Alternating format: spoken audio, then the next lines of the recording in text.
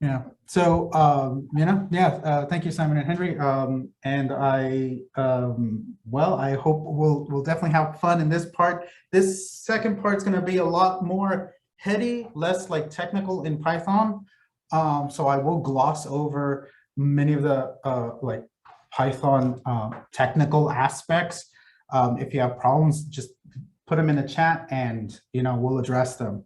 The point of this is to get you guys to understand the fundamentals of machine learning, and how to properly set up an experiment, or an analysis. Yeah, this is the first part. We're getting to know your data, but I think I should give you an overview of what you're in for the next, 8 weeks?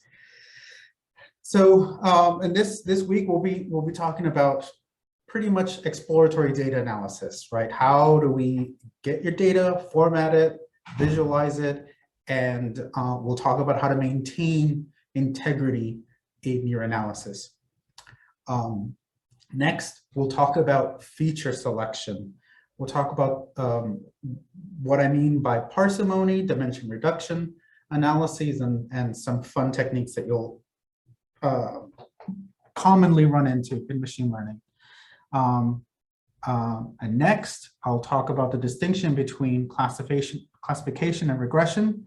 I think there are so many models here. I've picked pretty much the top 5 that will encompass pretty much 90% of the classical or traditional machine learning models. That'll give you a really good foothold to dive into, well, modern machine learning, which involves like deep learning. We'll talk about the convolutional neural networks and some advanced topics at the end. But before we jump into that, we'll put everything together in this leukemia project. We're gonna design a totally end-to-end machine learning workflow. We'll do it once with classical machine learning, and if there's time, maybe we'll throw in some deep learning in there too. So it's gonna be really fun, kind of breakneck speed, but I think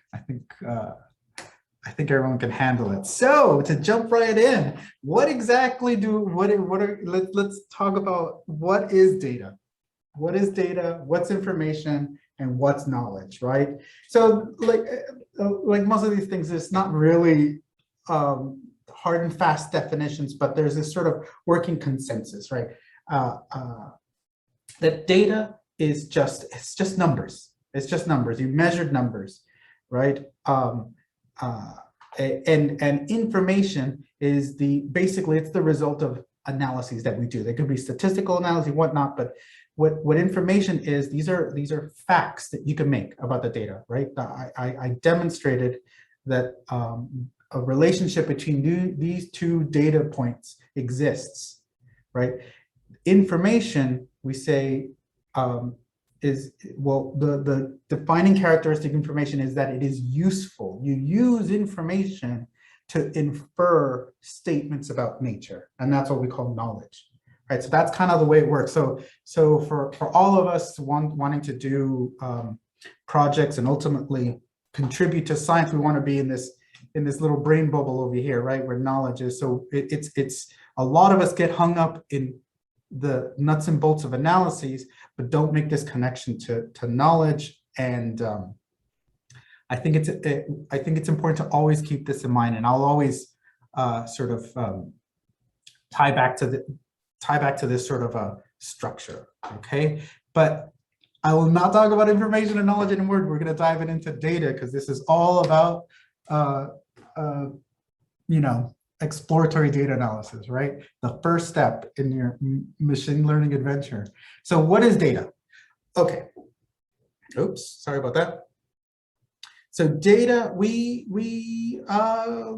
commonly think of data like this, in this rectangular form, right? Like a spreadsheet, where we have as rows, we'll have like patients, subjects, what we call observational units. And in columns, we'll have features of those units. These are the specific things that were measured. So in this center panel here, you see these are passengers, and one of the features is whether they survived or not, their age, their sex, so on and so forth. The columns are features, and the observations are the rows. Okay, this is what we call. Oops, I keep doing this. I'm sorry. This is what we call structured data, right? Basically, it fits nicely in a spreadsheet. Most data you'll find out is unstructured. Most data out there. These are things like I have here written, like lab notes, numbers mixed with some descriptive prose, video files, emails. If you scrape websites and you get all the metadata from them, that's all totally unstructured. And like I said, most of the data out there is going to be in this unstructured. It's going to be unstructured. And so one of the biggest jobs is what we call formatting, right? How to turn unstructured data into what we call tidy data. Okay.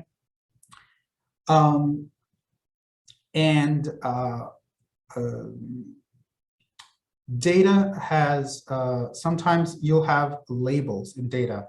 And I guess in our field, we call them outcomes, right? This is like in this case, did they survive or not? Or is this a picture or loans? This is a loan status, right? So based on the age and income, was this person rejected or approved for a loan? Or here, is this a picture of a dog, or is this a picture of a cat?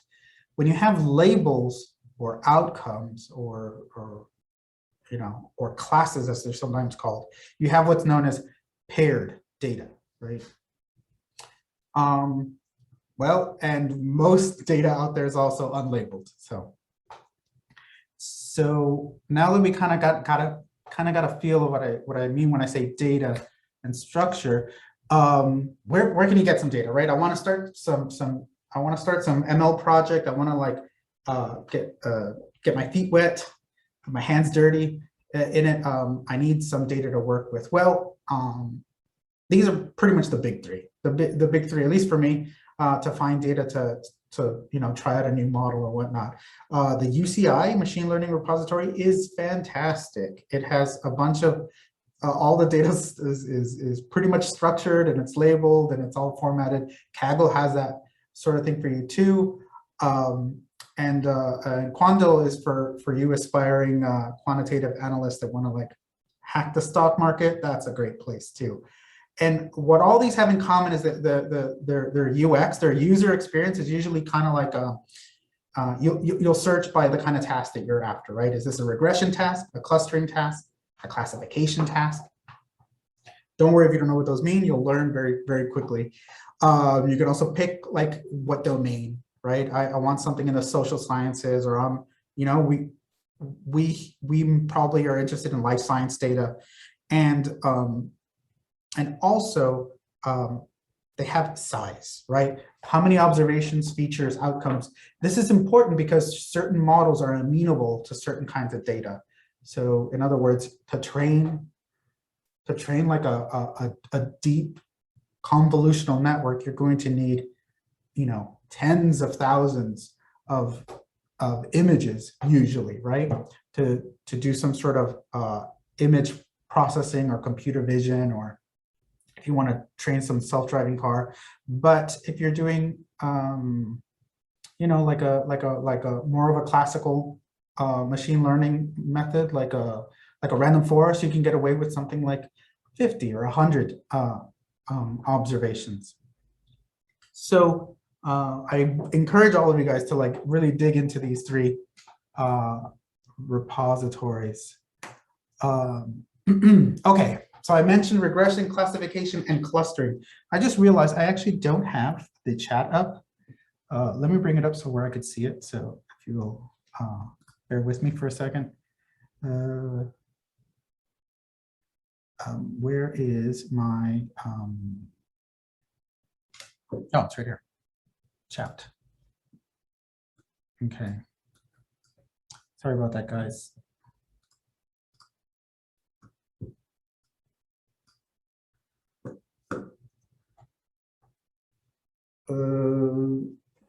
show later, Adam, how you want to open the Weka Explorer.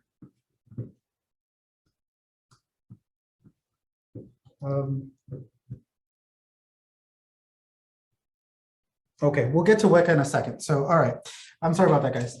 All right, so regression, classification, and clustering. So regression is a way to predict some sort of continuous variable, right? Regression, like, usually means something like fitting a line, right? Y equals mx plus b, right? Where y is your outcome, some continuous variable. X is some feature. It may or may not be continuous, but there's a slope associated with it, and then there's like an intercept, right? And so here's an example of regression, right? Where these black points, these are your data points, your observations, and their x value and x value, this is the value of the feature, is given, and their observed outcome, or y, is here. And so you try to fit a line to that, that minimizes the error, right? The error is going to be the difference between the predicted y value, the predicted outcome, and its actual one, right? It predicted it here. Sometimes it's called a residual. Regression can be extended to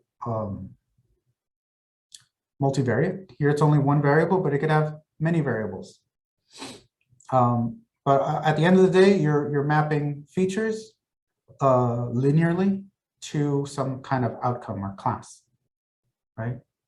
So classification is when the outcome, or your class is not continuous. It's categorical, right? Like here, these dots are either green or blue, right?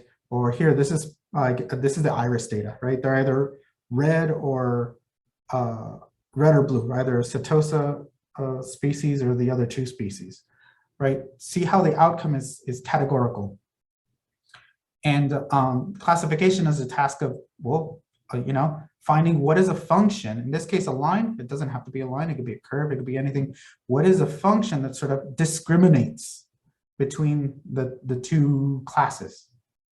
So that's a classification task. These two are what we call, these fall under supervised learning, right? When you have the labels, notice that Y is the label to X, and this red or blue, that's the label to, in this case, these variables, sepal length and sepal width. When the data is not labeled, usually what you have available to you is like a clustering analysis, right? In unsupervised learning, what the object of the game is to identify patterns that are like innate, natural in the data, right? Let the data itself reveal its inherent structure, right? One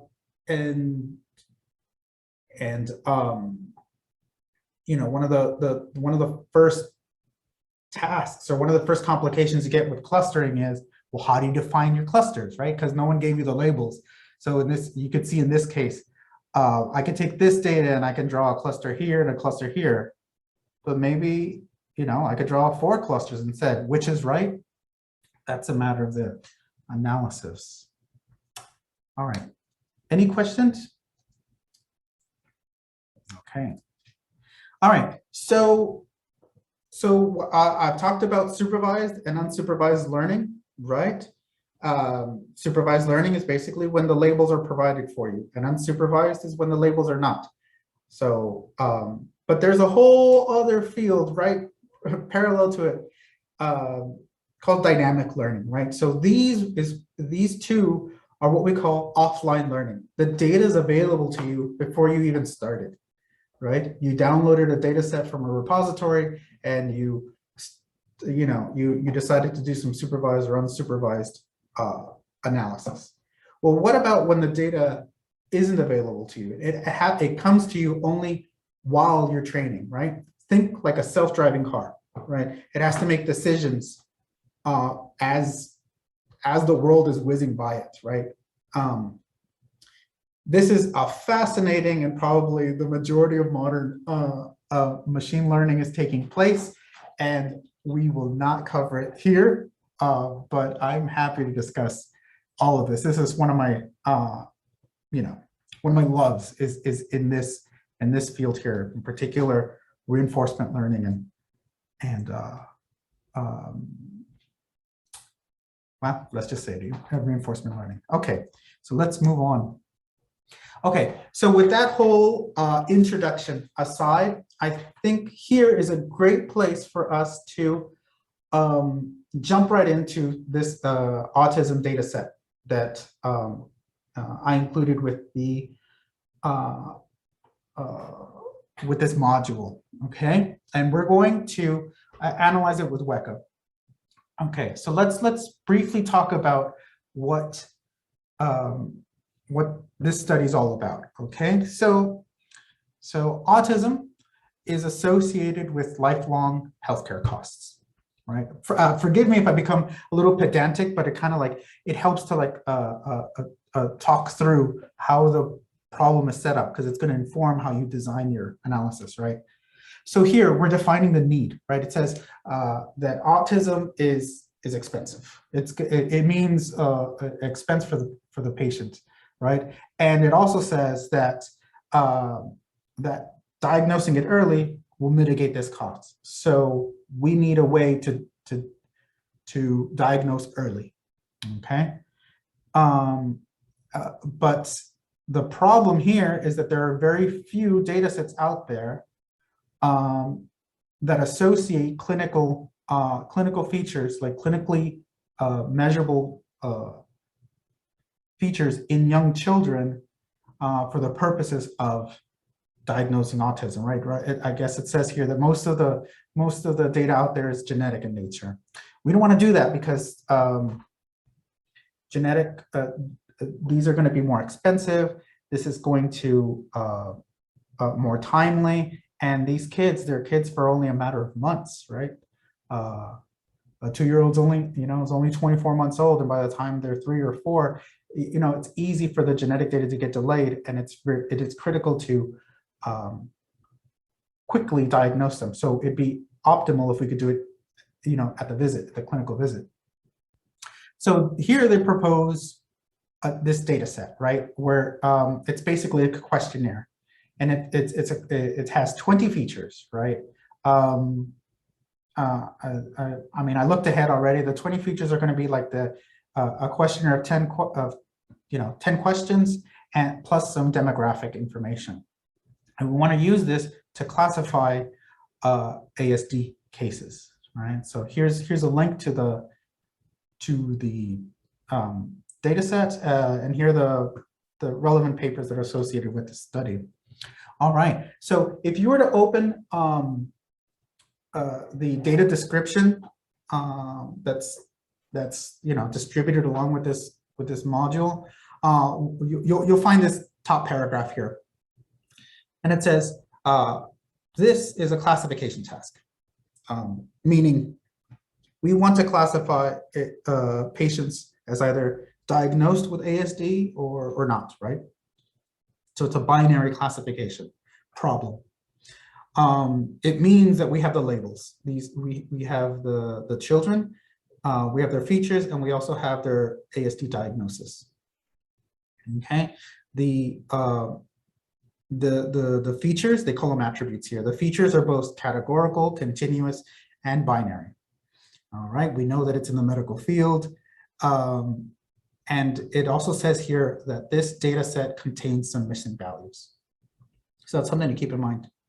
All right, so the study is 292 patients, and there are 21 features, one of which is the label. So it's 20 features plus one label. Okay, and this is great. This next part is great. You rarely get this, but they've described all 21 features. Oops, sorry about that. All 21 features, the type, like age is a number, and a description, right, for us to understand what these are. So we have age, is the age of the kid, the gender, which is just it's a string, either male or female, ethnicity, I think there's about 10 ethnicities that were represented here, and it's just going to be like a string, like white or Hispanic or, whatnot. Here they indicate whether the child was born with jaundice, right? So it's a Boolean, yes or no. Is there any history of cognitive impairment in the family? Yes or no. Who is completing the test, right? This is a string. Is it the parent? Is it the kid themselves, like caregiver, medical staff? Country of residence, where they're from. Whether or not they use, I guess they use like an app to fill out this form, and they ask if they were trained on it or not. Yeah, and this is a screening method. You can read what it means here, and then here are the answers to the 10 questions. We don't know what the questions are, but it's not really relevant to us at this point. Yeah, so just know that there's 10 questions and it's yes or no, and so they're represented with a 0 or 1, a binary value. And then finally, there's the screening score. The screening score is the authors of this paper, right, of this study, sorry, have already developed a model based on these features, and and this model assigns a score to each patient based on how they answer the questions and their demographics on a score of 1 to 10. And they use that to help them diagnose autism in children. All right. So here, we're going to use Weka. I think for this,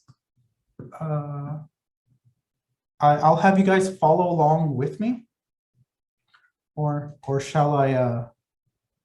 You know what? I'm going to tab out of here and load it up for you guys. So let's see if I have it.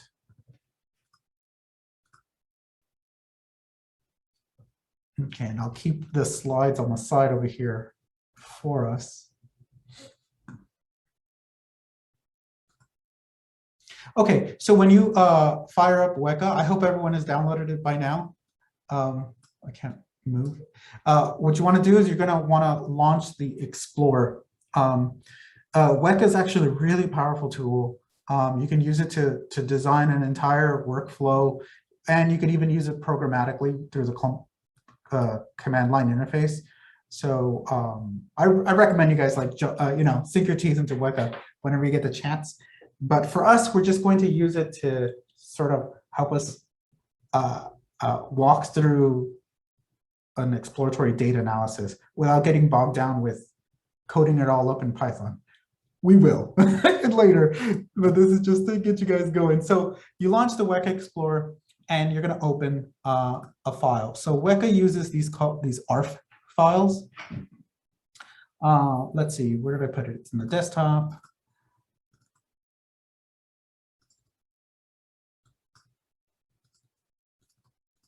Why isn't it loading up for me? Open a file.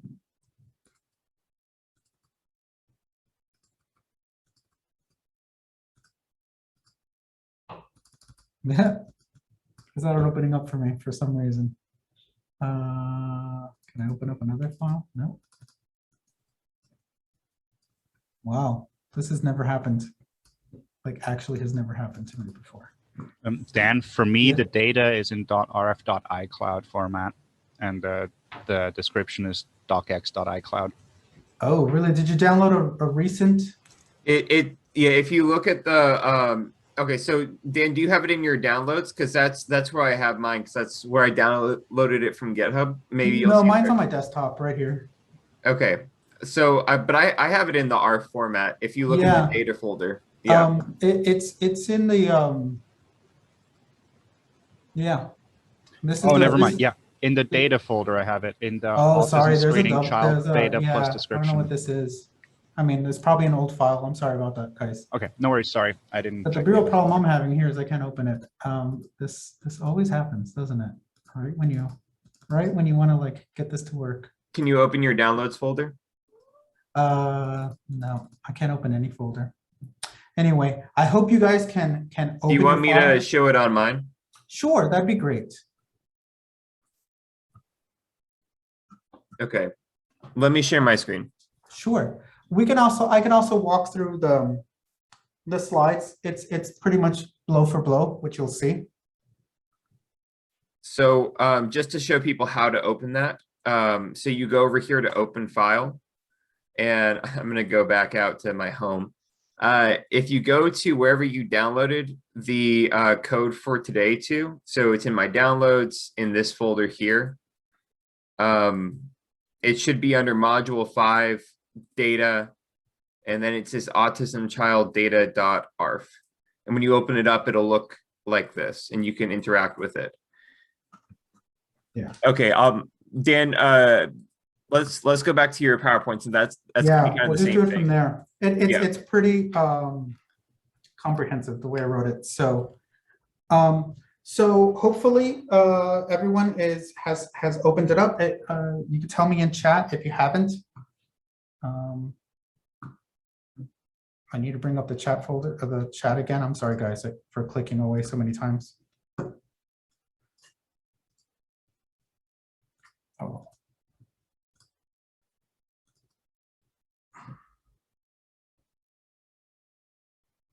All right. And do I have the chat up? Where is?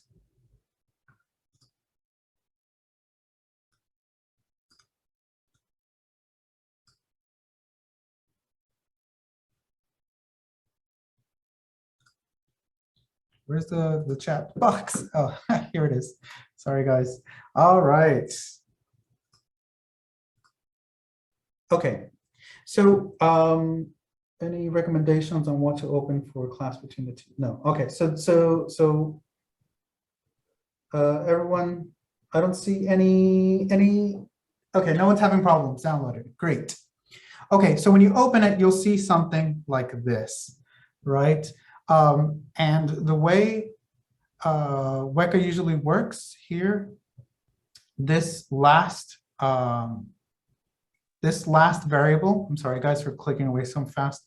This last variable is usually the outcome, right? It's usually they'll call it class here.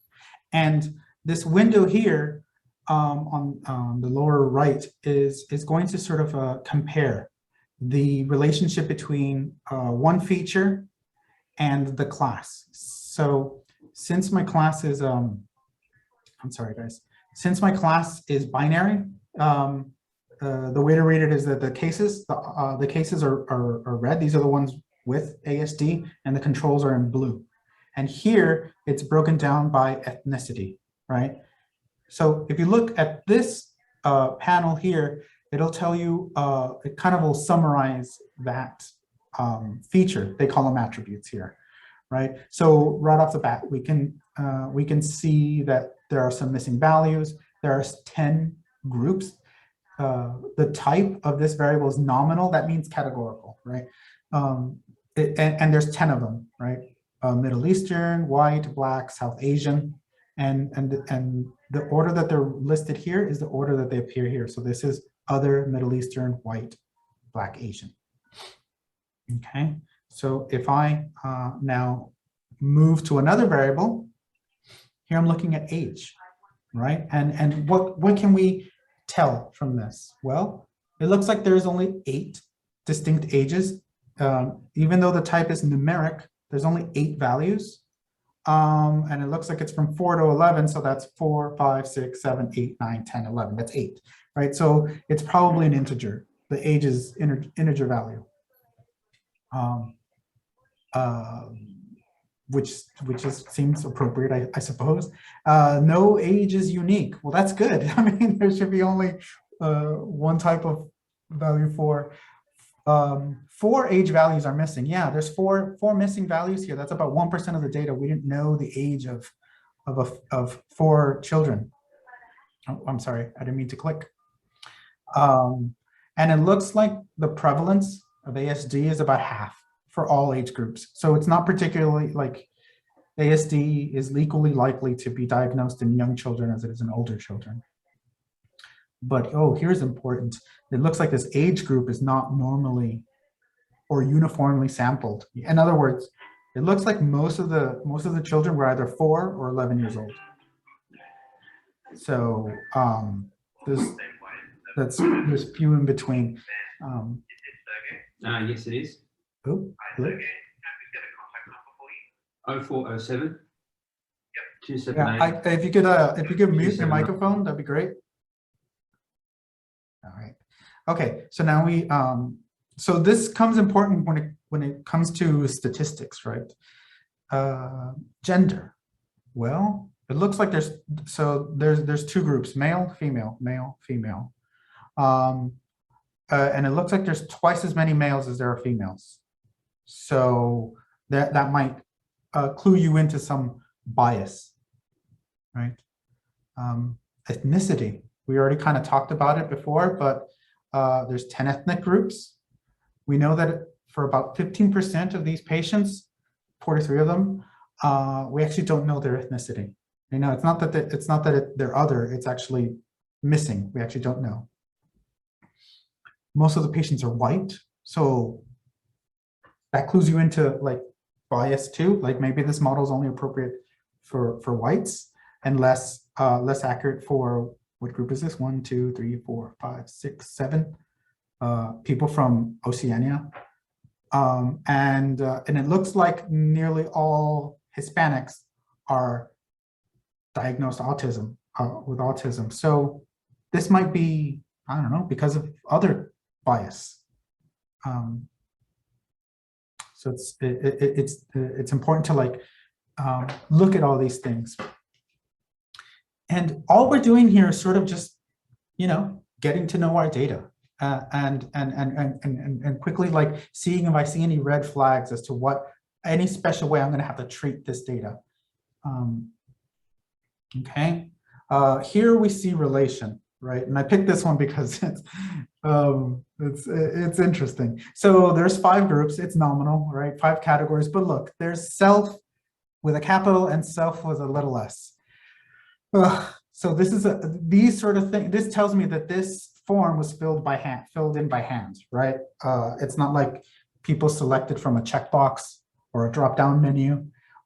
Someone typed this in, and whenever you have humans typing stuff in, you have typos. You have, you know, errors, and these are the things. These are the notorious little details that can really throw a wrench into your analysis.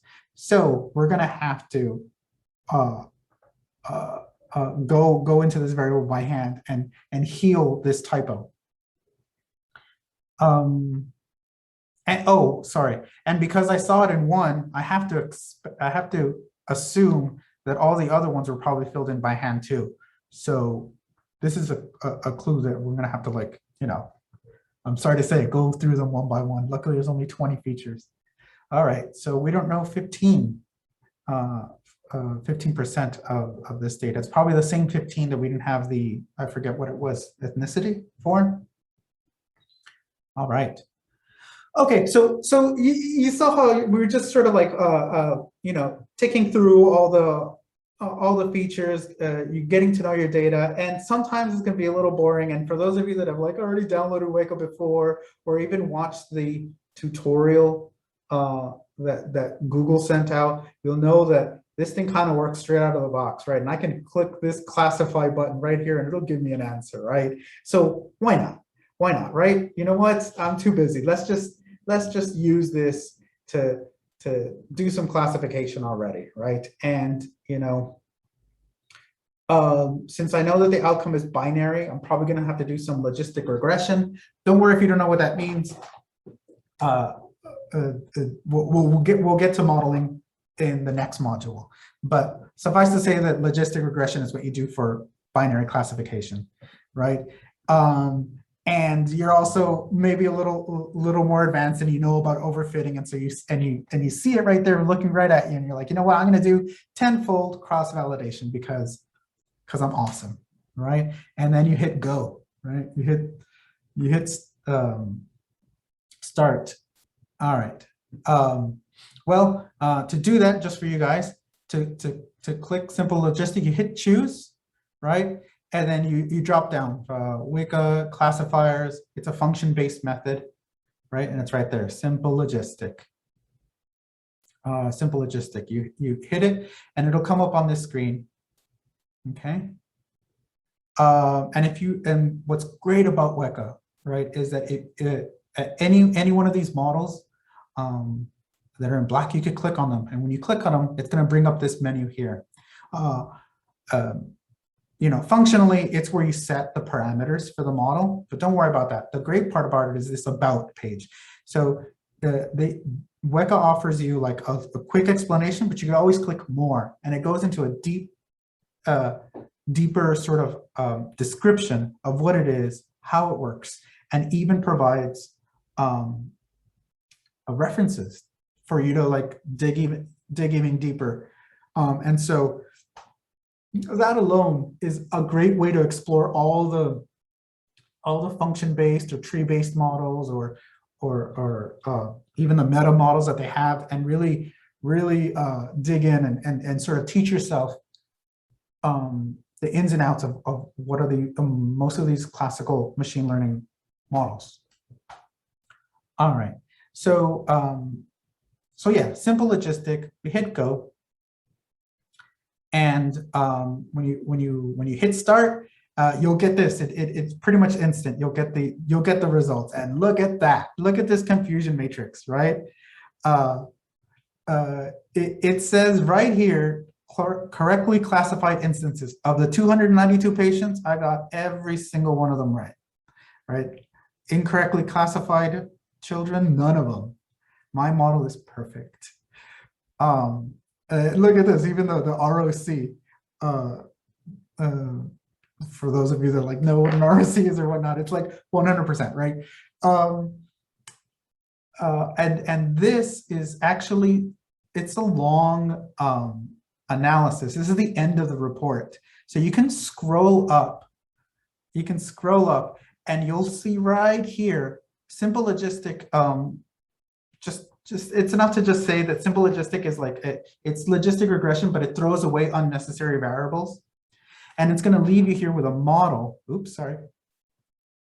It's going to leave you here with a model with the smallest set of features that is effective for classifying, right? And guess which feature it chose? The result variable. Can anyone tell me what the result variable was? We can like type it in chat.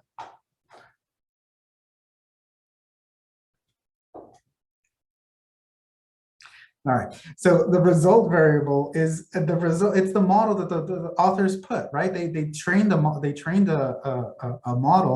and then they were able to come up with this scoring method from 0 to 10. Yeah, exactly, Mert. It was the output we want to achieve. Well, yeah, it's the results of their models, and guess what data they used to train the model? This very same data. So, I mean, it better be 100% accurate, right? Or else. But it's not really useful for us, right? We actually want we want to train our own model using these variables and see how we compare to them, right? So what we're going to have to do is get rid of that result variable. Before I do so here, yeah. So I pulled this from the description in the beginning. So the screen was a final score obtained by the by the authors. And here, if I click on the result, you can see how it's distributed. It's from 0 to 10, and it looks like all the cases are like 6 and up, have a score of 6 and up, and all the controls have less than 6.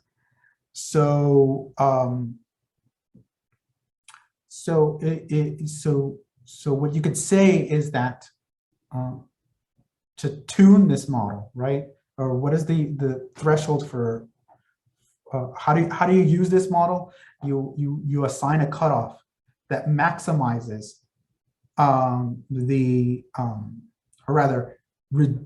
maximizes the specificity, or I guess reduces the spec, make it very specific, and minimizes the sensitivity, right? In other words, It reduces your false positives and false negatives, right? And we get 100% discrimination with 6. We got to remove it.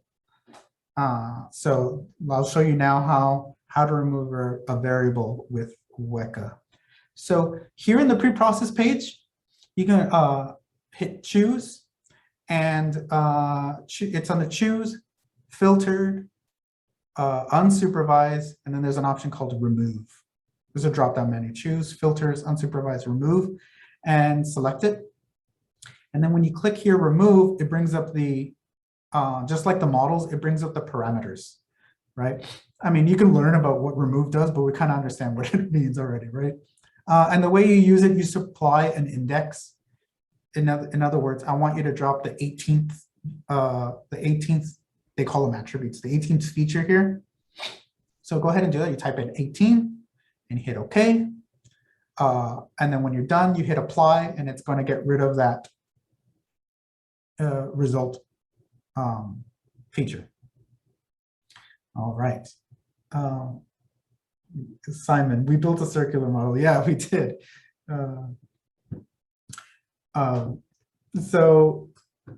So if you were to follow the steps again, you go to classify.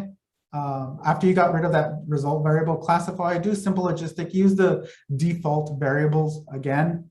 You'll get this.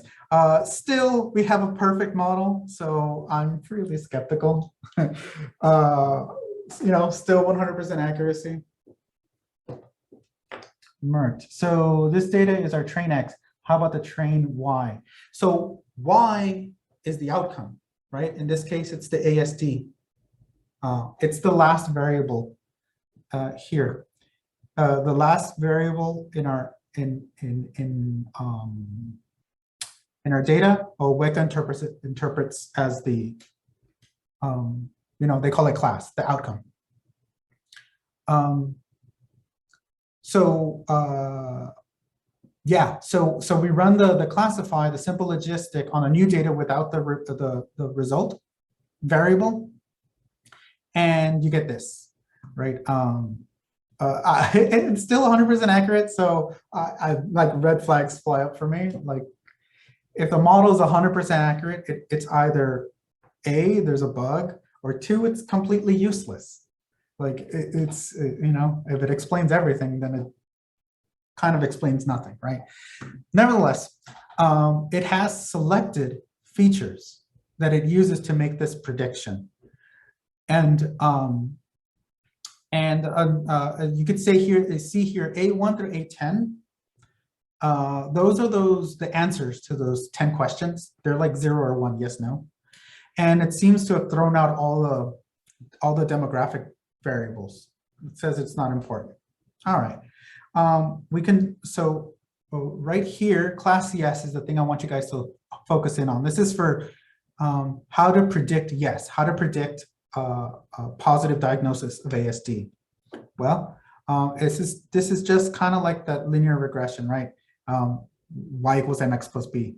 So x is actually a bunch of x's, right? A bunch of features, and the value of x is the answer to that question, yes or no, right? 0 or 1. And this coefficient here is the slope, right? So it says here, if a patient answered yes to question 1, then multiply that by multiply 1 by 8.1. Or in other words, just give them 0.81 points. If they answered yes to 2, give them another 7.3 points, right? And this number here, that's the y-intercept, okay?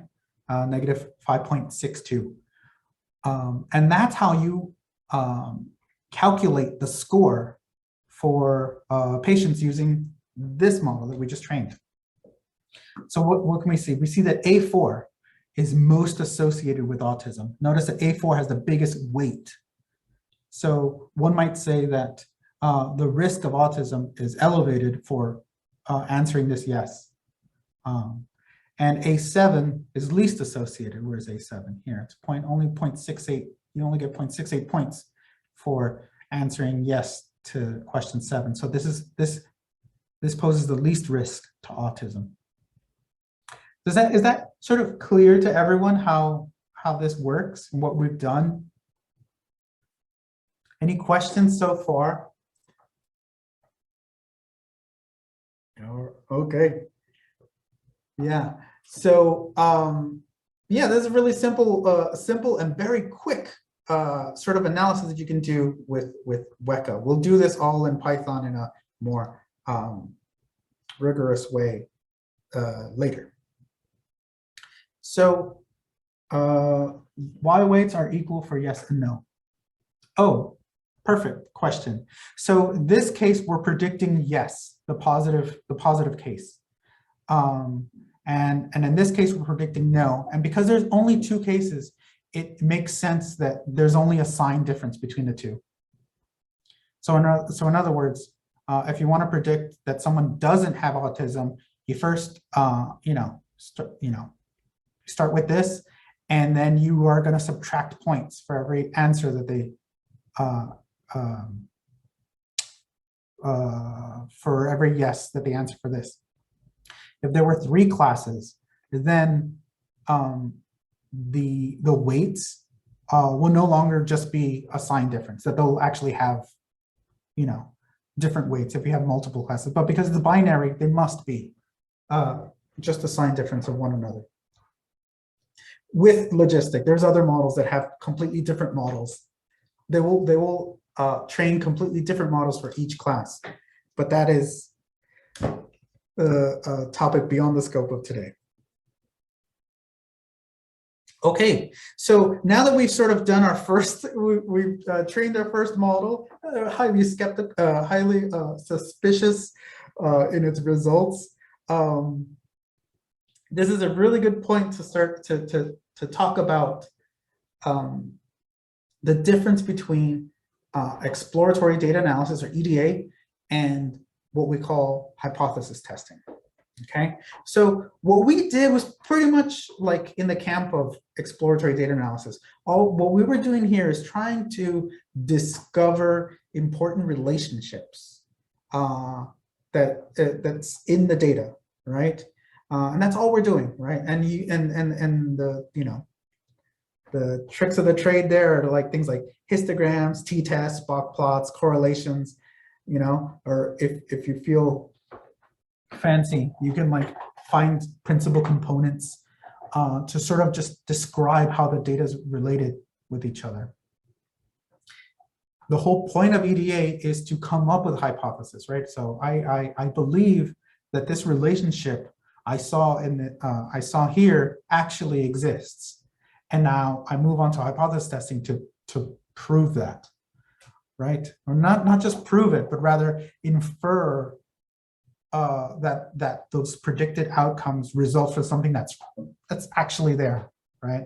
And we want to quantify how confident we are in we want to quantify the actual association, right, with error bars and means, right? And so and this is when we talk about sensitivity, specificity, and p-values. All right, so can anyone see what like if I did exploratory data analysis right now in this data set, could I just move on to, how would I move on to hypothesis testing using the autism data?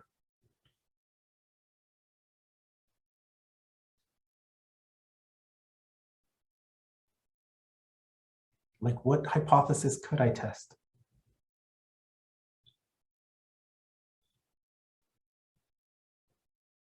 All right, so the answer is pretty much nothing.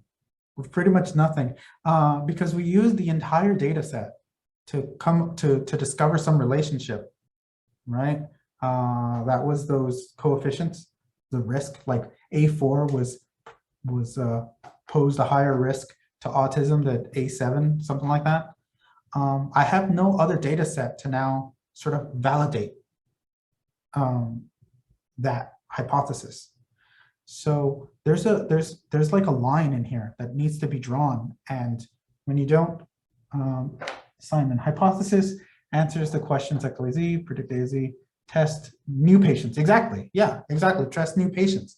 Otherwise, you're doing another circular reference. I might as well have used that result variable that the authors provided for me. All right. So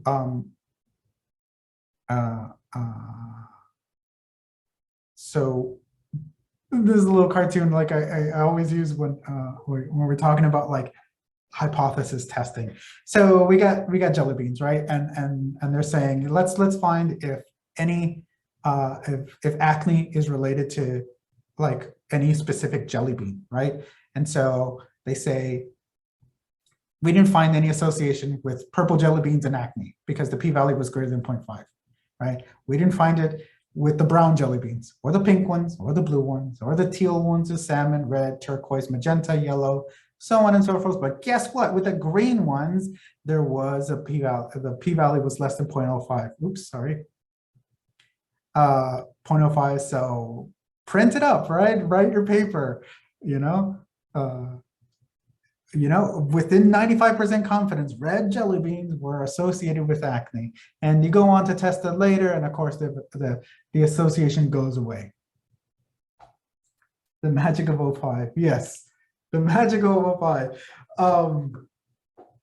Yeah, 05 is just a number, and we all sort of love it. So that's actually a great. I'm glad you mentioned that, Serge. A great like we should really dive into what exactly is this p-value, okay, and why are we so obsessed with 0.05? All right, so maybe this is familiar to you guys. So you have a project in mind, you got some data, you have a hypothesis, right? I don't know what the question to A4 was, but maybe it's does the child exhibit atopic or anyway, do they exhibit some sort of behavior, right? And so you say your hypothesis is I'm gonna test it, and you analyze it. You do a t-test or something like that. I'm sorry for keep clicking. Anyway, you analyze it and you say, was it 05? Yes. All right, well then report it, right? But what if it wasn't, right? Well, then we have to do something, man. We can get, bigger N, or maybe look at only a subset. Like, and remember how we saw that most Hispanics had a positive diagnosis of ASD, right? So only look at the Hispanics. Maybe include more variables, right? The demographics, not just family history, but like, I don't know, blood pressure. I don't know, the sky's the limit, really, right?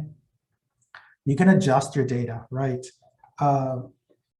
In my field, we look at blood pressure a lot. So I'm in nephrology, right? For kidney disease.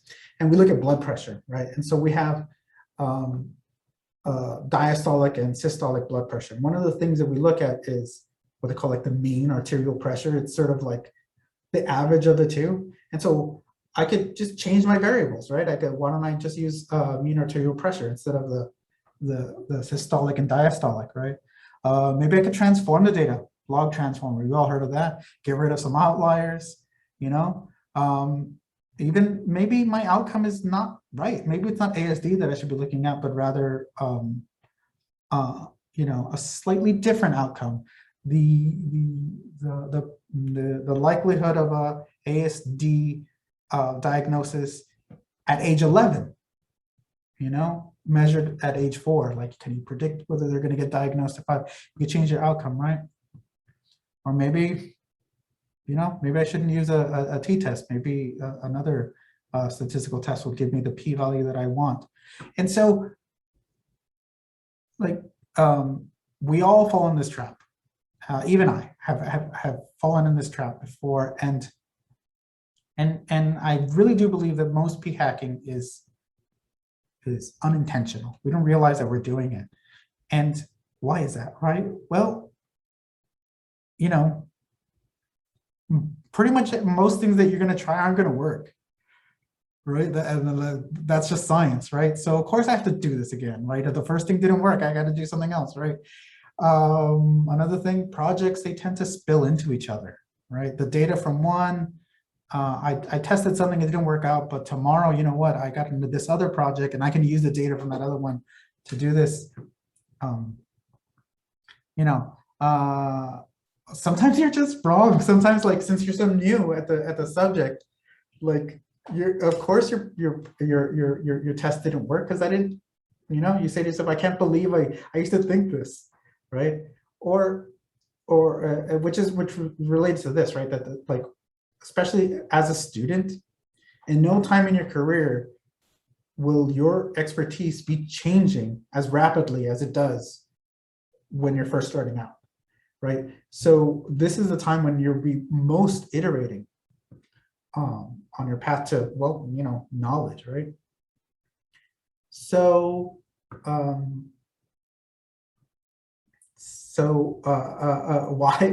this whole P05, right? Well, I think a lot of you already kind of have a clue, right? So we all kind of understand that with more observations, bigger N, you get better stats, right? But with, you know, with more observations, usually that means your experiment's going to cost more, right? So, you know, in the 30s, we formalized the concept of power, right, as a way to sort of quantify your ability to observe false positives and false negatives.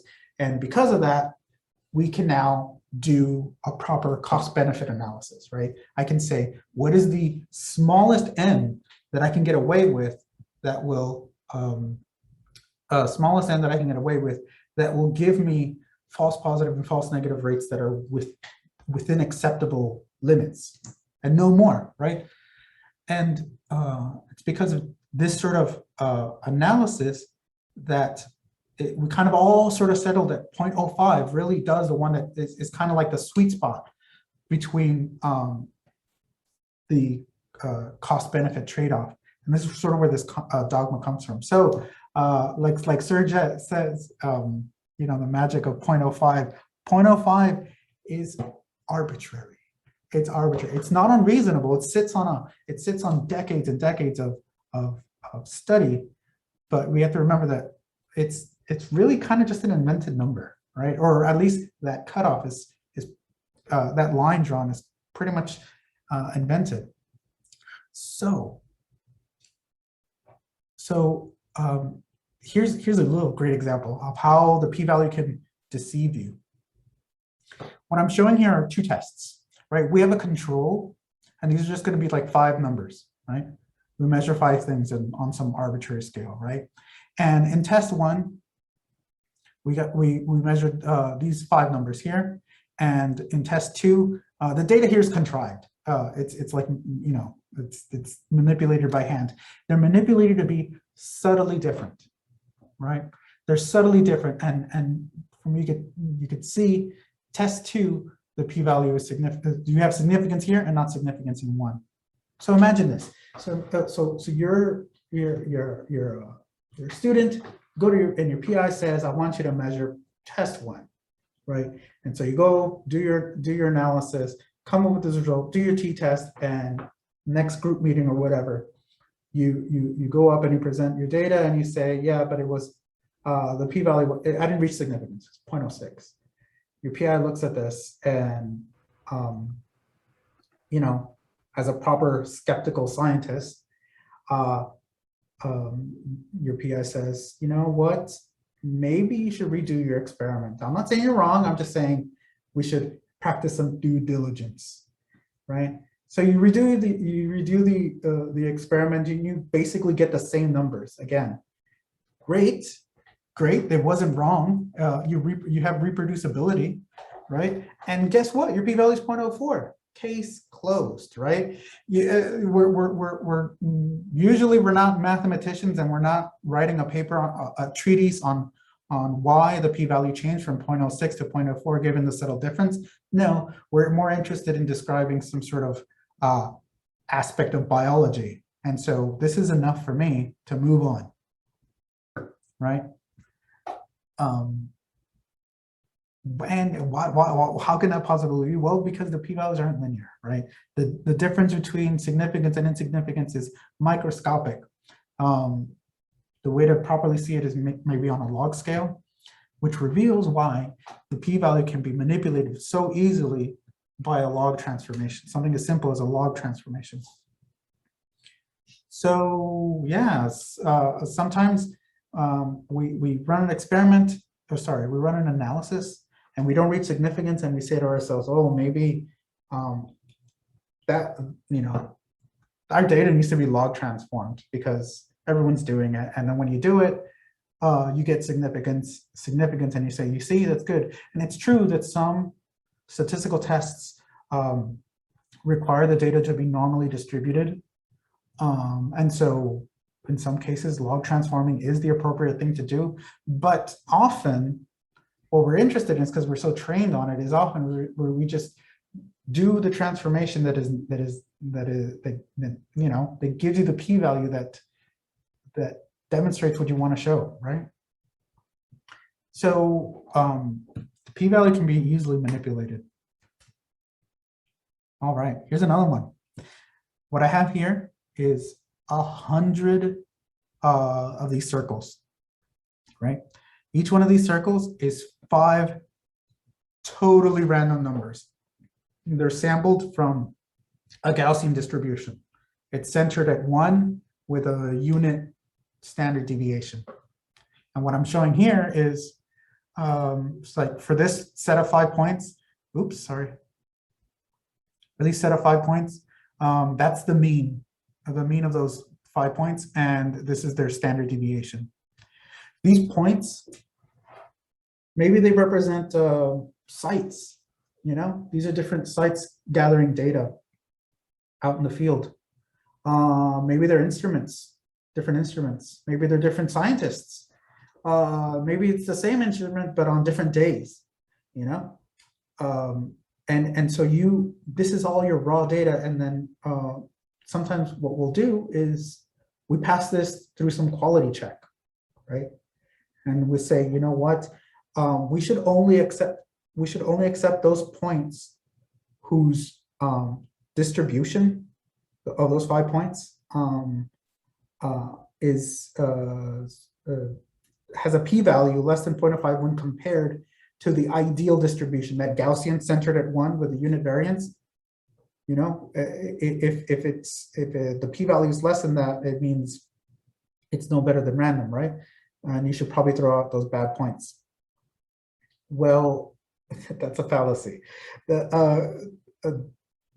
If you only accept the well-behaved points here, then look what happens. You can imagine that the points that got taken away kind of scale with standard deviation. If the standard deviation is big, it looks less like the Gaussian distribution, like centered at that point. So you got rid of this sort of like this triangle of data here.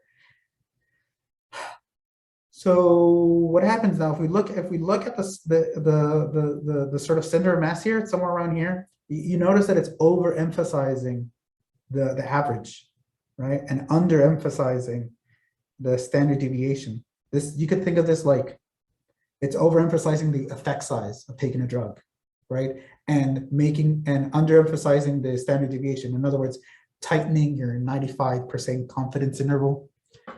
All great stuff for a paper, right? Like I saw a bigger effect size and I can give you a much tighter answer. I only had to do it by, deleting half of my data. So we often don't realize that we're like p-hacking, and so it's kind of important to be aware of that. Any questions so far to all those examples? Is everyone convinced that it's really easy now to manipulate the p-value? Well, I hope so. I want to make it really clear that it's really easy. It's really easy to get any answer that you want. I forget which scientist told me, which scientist quoted saying something like, give me 2 variables and I can draw you an elephant, right? And give me 3 variables and I can make him wag his tail. Like it's really easy with data, especially big data, to make the data look like anything you want, right? So what do I do? right? What do I do, right? I need to iterate because I don't know what I'm doing. I don't know what I'm doing, or like I'm young, or you know, it's a fallacy to think that like, oh, I'm gonna come up with one model first shot and it's gonna work, right? I need to iterate, but I'm not supposed to, because it's so easy to fall into this p-hacking trap, right? Can't I have both? Can I iterate and not p-hack? The answer is yes. Lies, statistics, damn lies, yeah. So I really do believe, I want to really emphasize that although it's really easy to manipulate, I don't believe that most scientists out there are nefarious or are intentionally being fraudulent. Even the best of us get stuck in these traps. And yeah, Shakespeare said, no legacy is so rich as honesty. In other words, those that are fraudulent and building the research on like basically these house of lies, they're not going to last, right? So it's only the honest work that stands the test of time, and it's because science is useful, right? That it sticks around only as much as someone else can stand on top of it. So it has this, honesty has this sort of way of filtering out all the bad work. Henry, I feel like it's almost worse that it's so unintentional. Makes it hard to recognize and change. Yeah, no, it is. Like I said, even I do it. Like, and I'll think back to like my analysis, and I'll be like, oh, I shouldn't have done that. And then you have a conundrum. Like, what do I do now? Like, live with the flaw? I mean, obviously you should report it in the thing, or worst case scenario, you pass the project on to someone else, to some fresh eyes, and say like, it's tainted. Okay, let's move on. So yeah. So the whole point is, how do I have this necessary evil of iteration while still maintaining some sort of integrity, right? And so this is where partitioning really comes in. So maybe the concept of training and testing data sets is like familiar to some of you, right? That training data is the data that you use to basically train your models, and testing is the one that you use to, you know, prove or demonstrate the relationships you saw in the training set remain, right? In other words, it's data that the model has never seen before. Well, that's good. I would say like about half of all those studies out there kind of fall in this category here, but you can do better. Notice that this is kind of a one shot, right? I have a model and then I test it and then that's it. I can't test another model or else I'm p-hacking. So the most popular partitioning, I would say, is this: to divide your training set again into a validation set. When you do this, you now open yourself up, you allow yourself for iteration, right? So you have a hypothesis, you train it, you train a model towards that end, and then you validate, right? You validate it, and guess what? And your first model is probably not going to work, or at least not work as good as you want to. And you should iterate, right? And having this validation set lets you do that. So you train another one, and then you test it again. This has never seen that new model, right? And every time you iterate, you learn, right? You say like, this first model I tried had some fundamental flaws in it, right? The next model should address the shortcomings of this previous model to build a better model, right?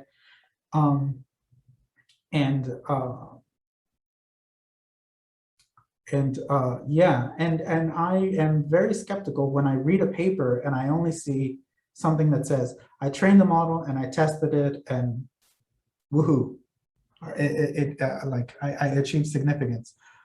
At best, they really only did train one model and they got it right at their first shot. And at worst, they've trained countless models and they're only reporting the last one, right? So to me, when I read a paper, I want to see at least 2 models, right? I want to see something that you trained, and even if you trained your first model and you're awesome and you got it working, how do you know that's not a fluke, right? You got to try a different model, try against a benchmark, you have to do this at least twice and demonstrate that the next model you do is not as good as the first one you did, right? Only then do you have like something significant to say. So that's how you use a validation set. So an ensemble approach. Yeah, you can use an ensemble approach down here. Maybe I'll talk about it in a second. Yeah, definitely. I'm glad you mentioned that, Serge. Keep that in mind. I'll talk about ensemble approaches. So right now, I'm talking about iterating, right? You build a model, you test it, you see how it's not working so great, and you make a better model, right? So guess what's happening, right?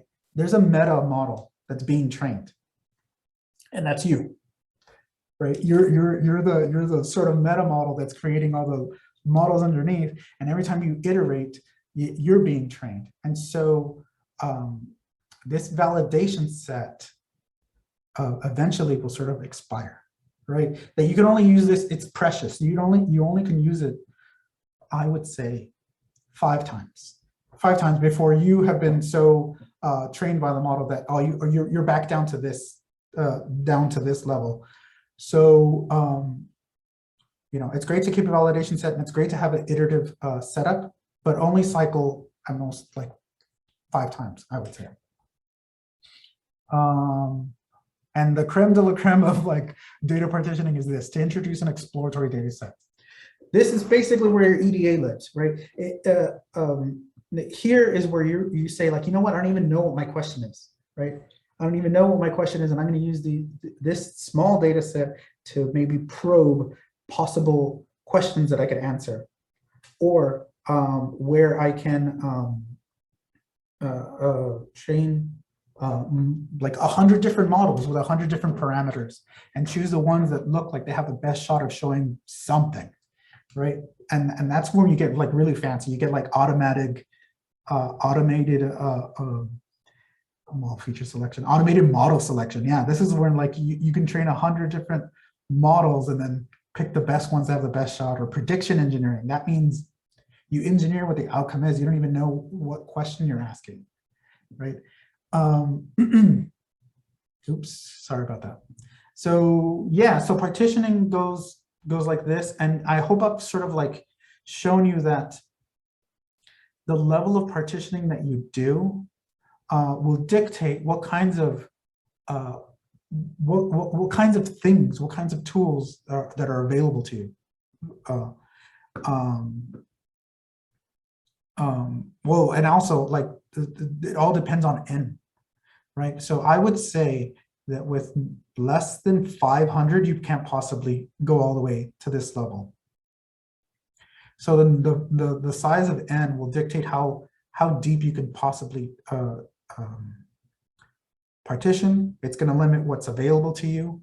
And because that determines the kind of analysis you can do, it by definition means that partitioning has to happen before any analysis takes place, because it itself defines what kinds of analyses are even possible. And so this is kind of the final slide. I'll talk about 47. Yeah, I'll take it all the way to the hour and talk about the ensemble approaches. But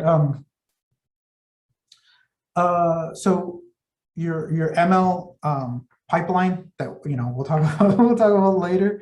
The beginning of it is pretty much going to look something like this, right? All your projects are going to start like this. You have your raw data, and of course, do some quality checks on it, and clean it all up and format it. And then as soon as it's formatting, you immediately partition it, right? You partition it, and then you use them, and you use the partitions in their appropriate applications. And each one of these is going to be like problem specific to, but all of your projects are going to start like this. Another thing that I can't overemphasize is that this part here, right, going up to this tidy data represents like 80% of your entire of the time that you're going to take to complete your project. That it's all the fun and exciting machine learning part is pretty fast. In some cases, it's just pushing a button. That this is like a treasury. It like all of your time is going to be spent here. And so I guess a take-home message would be like, don't get disheartened when you start a project that's supposed to take 6 months, and on month 4 you're still at this first step, and then you ask yourself like, oh man, I'm like, I have so much left to do, and I barely haven't even gotten out of like partitioning. Like, well, don't fret. Most of your time, if you do this right, this is going to take about 80% of your time. All right. Any questions so far before I jump into Ensembl methods? Why not? In the next 10 minutes. Yeah. Henry, my favorite part is the data. No, it's not. It's no one's favorite part. Well, it's certainly not mine. Maybe one day someone will come up with some really general AI that can like interpret and analyze and do all the hand analysis. But until that day, a lot of this is just has to be done by hand. All right, but we all have to do it, and garbage in, garbage out kind of idea.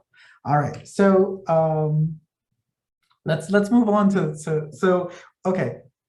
So Serge sort of I think you mentioned it right here. Done by hand, every coder's worst nightmare. Yeah.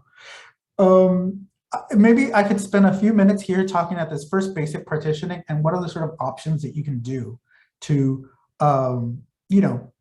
design some sort of analysis at this level when you only have training data and then testing data, right? You only have this sort of one-shot kind of thing. All right. So one thing we have is k-fold cross-validation, right?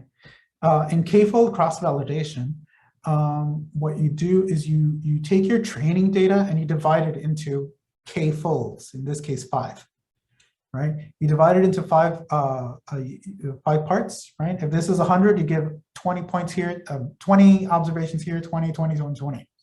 And what you're going to do is you're going to train your model on 4 out of the 5 sets of data, and then predict on the one that was left out, right? And then you do all combinations of it, right? Your next model, you train it with you hold out fold 2 and you train it on the other ones, and then you do it for 3, 4, and 5, and what you're going to get is 5 sets of predictions, right? And now you can demonstrate the reproducibility of your model in terms of the mean and standard deviation, of those 5 predictions you made, right? And then when you want to come up with a final model for you to use on your testing data, you have 2 options. One, you could just train a totally new model, just use all the data to train a new model, and you're going to talk about the confidence intervals in terms of the metrics of the different folds that you've measured here. Or better, you keep those 5 models and you're going to sort of average their predictions, right? So your final model is going to be, it's going to take the 5 predictions and just basically average them, and that's the answer. So that's kind of like how you could use k-fold cross-validation when all you have is training and testing. Bootstrapping. This is another fun one. Bootstrapping is really cool. So what you do is, like, imagine that you have, this is your training data, and in this case I have what, 8 patients here. Well, you're gonna resample. You're gonna resample 8 patients with replacement a bunch of times, right? So in this case, I sampled this guy, this guy, this guy, and this girl, and this girl was doubled up. Right? So because you can choose the same data more than once with replacement, right? The point is that the size here, 8 patients, 1, 2, 3, 4, 5, 6, 7, I'm missing one, is the size of the original data. So 8 patients here, there's going to be 8 patients here, 8 patients here, sampled differently. So this is what, 8 factorial is the possible number of combinations. Is that true? Yeah, well, anyway, actually it's 8 squared. I don't know. Anyway, you can generate a bunch of different samples, right? And then those is what you train your models on. And from that, those sort of, you can calculate the statistics of, let's say this feature, say that it was height. You get the average height of this group and this group and this group, and you use those statistics to define your confidence interval. All right. Oh, sorry. So your confidence interval is going to be, each one of these models is going to give you a range of values, right? And so you pick those that are in the you drop out the highest 2.5% and you drop the lowest 7.5%, and that's going to define your 95% confidence interval. So to do this well, you're going to need a lot, like hundreds of samplings, which is easy to do if you have a moderate number of patients, you know. All right, so that's bootstrap. Any questions? That's kind of heady. Any questions on bootstrapping? You could play around with bootstrapping with Weka. All right, so and now Ensembl approaches in the next 5 minutes. So an Ensembl approach basically means I'm just going to train a bunch of models, a bunch of different models. They don't necessarily have to be the same model. I'm going to train a panel of models in some way or another, and use that to make my predictions. Okay, so the first example, I have 3 examples here. One is called bagging. So bagging is an extension of bootstrapping. Oops, what happened there? Okay. Nope. Okay. Yeah, so bagging is an extension of bootstrapping, where you do this sampling with replacement, but instead of training the same model, you're going to train a bunch of different models. And then you could make predictions based on like the average of what the different predictions from each model is. That's one way to do it. Note, because they were trained simultaneously, not one after the other, it isn't like that iterative process. There's no way you could have been trained to do so. So it's perfectly acceptable to do it with just that first level of partitioning. In B, I have boosting. So boosting is kind of neat too. So you define your panel of models, and what you're going to do is you're going to apply your data to your first model, and then you're going to check where your model went wrong. So in other words, it misclassified this patient and this patient. And what it's going to do is now sample more often those cases that were wrong, you know, and pass that into the next model. So the next model sort of improves where the first model got it wrong. And you just follow down the line. And so you're training a sequence of models, but because it was done automatically, you weren't hand tuning, you know, the iterative process. This is also a valid approach. All right, and a stack generalizer is basically, it's a meta model, right? So you train a bunch of you know, lesser mesa models, and then use their predictions as the inputs into a meta model. This is sometimes good if the meta model is more interpretable than something like this, or well, yeah. So that's why I put something like the simple linear model out here, and you use those to make your predictions. And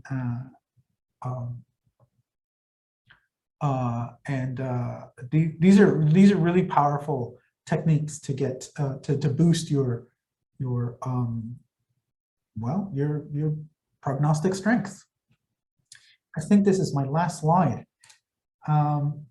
Yep, this sure is. Any questions? Any questions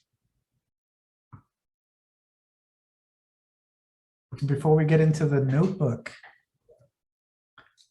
everyone. I think there are meta methods in Weka too. You can even, if for those of you that are, I think it's Java based. So for those of you that are the Java savvy, you could even design your own meta analysis, or not meta analysis, but a meta model, and incorporate it into your ML workflow using the CLI. Okay. All right. Well, with that done, I think I'm kind of on time to go through the. Let's go to the notebook in the next 30 minutes. All right. So, am I sharing my screen? Yes. No. Okay. I can close this. I can close this. I can close this. Yes. Close this. Yeah, do play around with Weka. It's awesome. It's an awesome tool. I need to bring up on the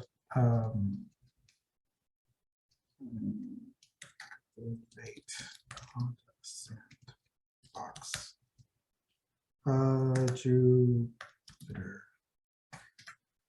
notebook. Okay, I'm gonna fire up the notebook now. Do I have the chat up? There it is.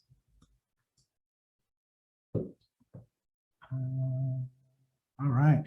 Okay, so mine's in the desktop. Module 5, the notebook. Okay, has everyone got the, don't launch Jupyter Notebook the same way, Dan. Oh, unless you know what you're doing, yeah.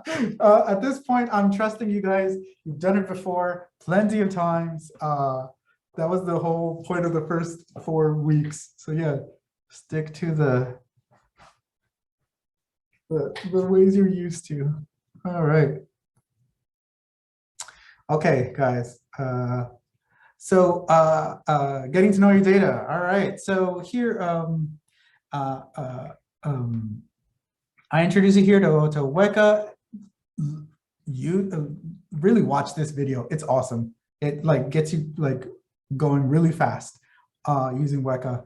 And it's part of a like, it's linked to a bunch of other playlists on Weka. So you could spend hours there. Okay, what I want to do here is talk about that autism data set that we looked at with Weka. And so what did we learn?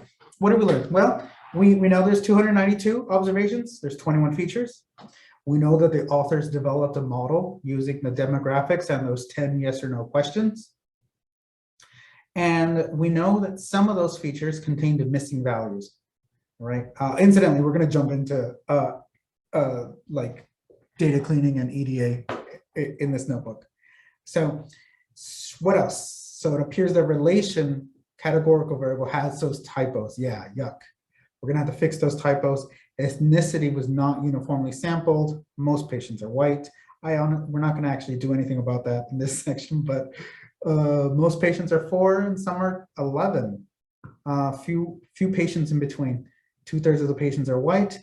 And we also know that we could train a model that's perfect using all of those 10 yes or no questions. All right, so my questions to you guys before we even get started is, how would you interpret the value of the author's score metric? Remember I showed you the distribution of what they called the result variable? So if you were to look at that little plot, what statements could you make of it? How would you interpret that? This is a question to everyone out there.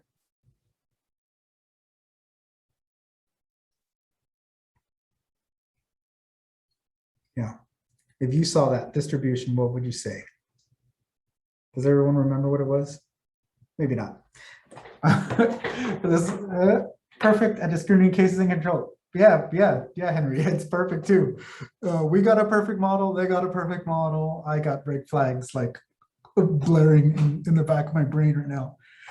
It also looked like, I mentioned this too, the cutoff was somewhere around 6, like a score of 6, pretty much, had perfect discrimination. Well, we kind of answered this, right? What is the precision and sensitivity? It's 100%. It's 100% accurate model, right?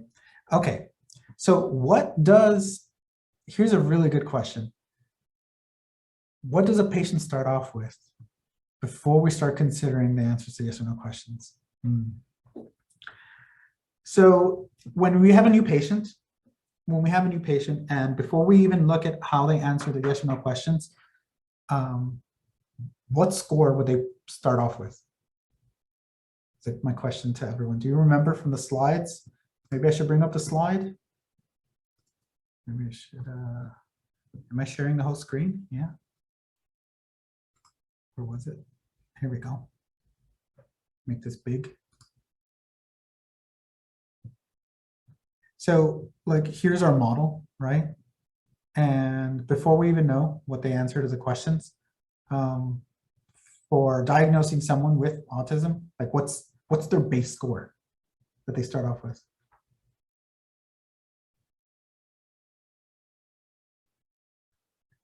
This is my question to you all.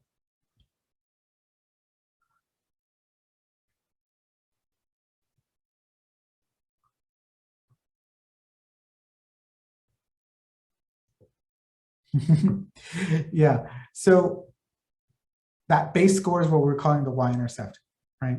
And that every patient, classifying for yes, everyone starts with a score of negative 5.6 points.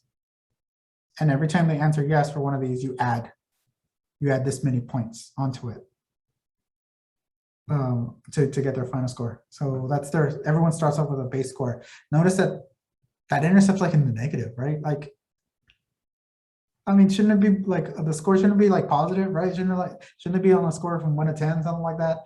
This would kind of like clue you into that maybe there's like inherent bias. Like no matter how they answer the questions, I have to subtract 5 points, you know, just to get a model that's accurate. So these are things to keep in mind. All right.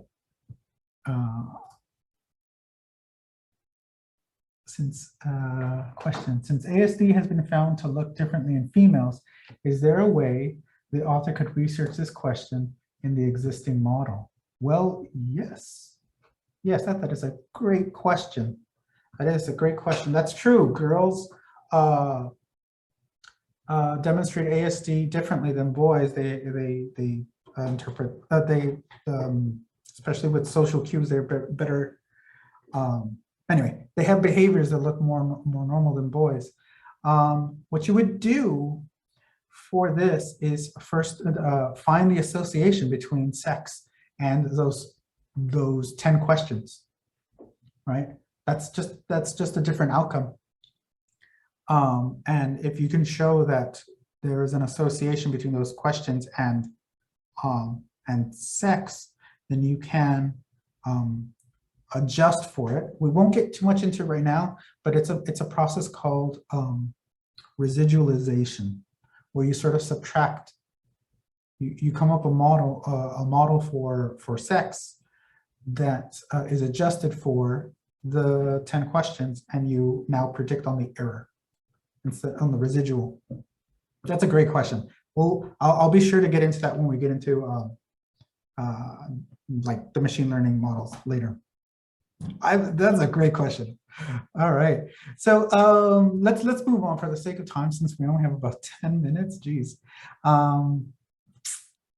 So yeah, when getting to know your data, try to think about the following things, like why was the data collected, who are the authors, and most importantly, what potential added value does this data have for the greater clinical need? You should always have that in mind, right? What is a clinical need, and how does this data improve what's already out there, right?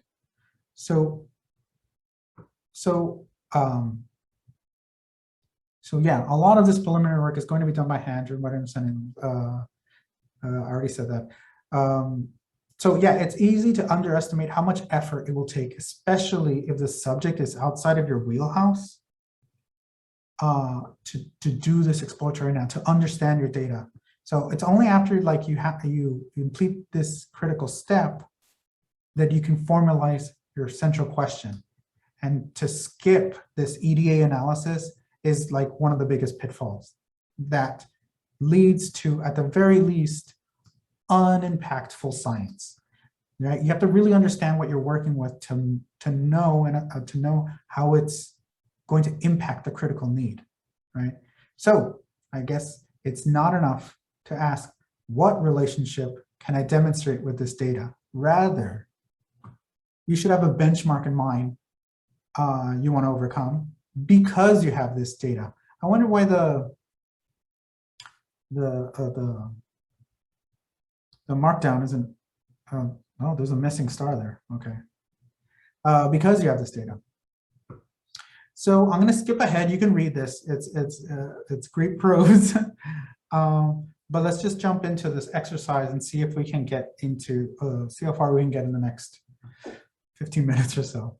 So in this exercise, we're going to tidy up those 21 variables, okay? And we're going to, for the purposes of predicting autism, okay? So it's going to have these 5 steps. First, you're going to load the data into a pandas data frame. Then we're going to check that all the categorical features have consistent annotation. In other words, we're going to fix the typos. Right? We're going to treat all the missing values. We're going to remove uninformative features. And then finally, we're going to come up with a table 1 for the data. You know, at the end of your EDA and your formatting, this is like where you end up with a table 1 before we move on. Okay, so I think this is a good place to start. So here's the requirements. You load up all the requirements here. Okay, we're going to load the data. In SciPy has a method to import our files, and they are loaded as the data and metadata. Okay, so if we have a look at the metadata, it's kind of neat, right? You see, these are all the variables, and it tells you what kind of type it is. It's nominal, and here's the range. Okay, so you can look at this. We kind of already did this with Weka, but this is how you do it programmatically in Python. Here is where you will see things like, where's that relative? Self and self is right here. Okay.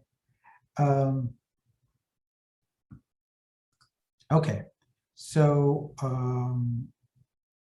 you can use the metadata it's an object, and you can use the names and types methods to display the names and types. So if I say meta.names, it's going to give me all the names of the features, and meta types will tell me if they're nominal or numeric. Basically, are they categorical or are they numbers? It looks like we have 2 numeric variables. Okay. In here, the data is loaded as an array, like a NumPy array, but it might be more convenient to load it as a pandas frame. So that's what I'm making a data frame out of the data. Okay, so and we can have a look at it. We display the data. All right, so you look at the data. What do you see? Anybody?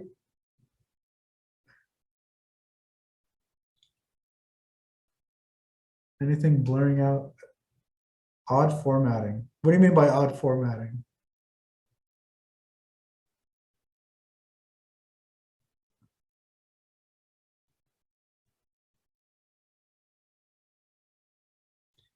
Our format is B0. Yeah. What is that? Yeah, a lot of B's. Yeah, those B's. It's how Python's displaying that these are bytes, right? They're not actually in the data; they're just bytes, and it's treating these as strings because they were nominal, right? So we can decode them. They're just ASCII characters. We can decode them with the decode UTF function. This is something you're always going to have to do with our files, so it's good to know. You don't see this with CSVs. But sometimes you're not given a CSV and you have to work with an R file. So this bit of code is going to is going to march through the features, all 21 features. Is going to march through them. So I'm pulling out the index, right? The index in the range of features, the length of the types here. And then for if that type is nominal, then I'm going to access that feature by its name, right? The ith name, and I'm going to apply the string decode method to it. So if I do that, now I can display what it looks like, and great, all those B's are gone. Okay, so we did the first thing. I think we're pretty much done with the formatting, right? The downloading and fixing the nuances with ARF files. We have to let's look at those annotations. We got to get rid of that self uppercase and self lowercase. So one easy fix, and this is something I always do just automatically. I either make all the strings lowercase or make them all uppercase. This fixes. This is a really like good catch-all, and in our case it does the trick. So we're going to do the same thing again. We're going to march through all the features one by one and access them by their type. If the type is nominal, then take that data frame, take the ith, access it by name, right? And just apply the string lower. And it's going to change all those names to, instead of capital South Asian, it's going to be lowercase South Asian. So we do that and display. And yeah, you see, lowercase South Asian. So that should have gotten rid of the big self, little self issue. Treating missing values. So this is kind of like a big topic, right? So we should take our time here. So treating missing values really falls into one of two categories. You can either like think of a mask, right? Come up with, so your data is in this rectangular form. What if we had a copy of this data, but it was Boolean, yes or no, and all it did was indicate whether the data was missing or not, or rather, do we want to use it or not, right? That's one way of treating all the missing values, or rather, identifying the missing values, right? And another way is to use like what they call a sentinel value, right? That indicates missing data. So it's like in R, they have like what, NA, right? That's how they denote missing values. In Python, we have none and nan variables, right? And pandas is great because it knows how to deal with them. So here I made an array. It's a NumPy array. It's two-dimensional, right? There's two rows here, 1, 2, 3, 4, blank 6, right? And I put a none, the none object here, and I'm going to now print it out. And notice that it's now been converted into a object type. So since none is an object, these are all now objects. So this is an object type, and because the array is of type object, you'll get an error if you perform aggregations. Yeah, so like sum and min, like numpy, num and minimum, and getting the minimum would show an error. You can't take the minimum with none, right? So I think if I get rid of that comment, I could show that error. Yeah, you get an error here.